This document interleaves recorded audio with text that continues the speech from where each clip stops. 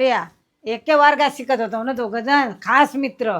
मग तो पोरगा बघ कुठं पोचला, दुबईला गेला आणि तू मोबाईल बघत राहा. काय नसती कटकट.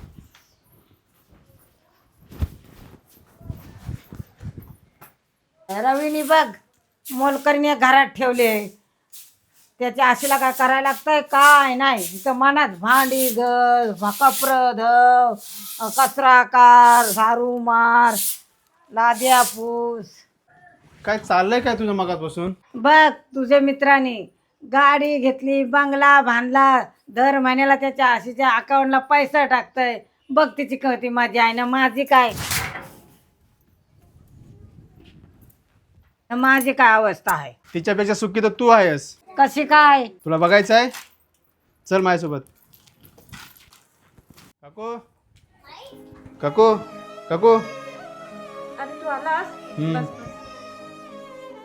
रवीचा एवढा जुना फोटो?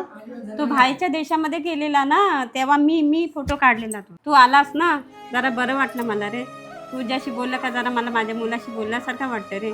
येत जा रे कधी कधी घरी, बरं वाटते.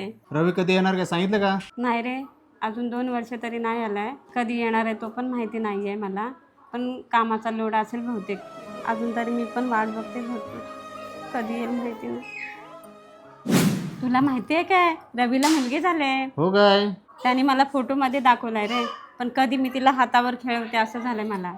त्याने सगळ्या मला सुखसुविधा दिल्यात रे, पण मला माझा मुलगा हवे, सून हवे, माझी नात हवे. ह्या सगळ्या सुखसुविधा मला नकोशा वाटते रे. मला माझ्या नातीसोबत खेळायचं आहे. माझा मुलगा सोबत असेल ना तर मला या सुखसुविधांची काहीच गरज नाही. माझा फक्त मुलगा माझ्यासोबत पाहिजे. माझ्या मुलातच माझं सुख आहे रे.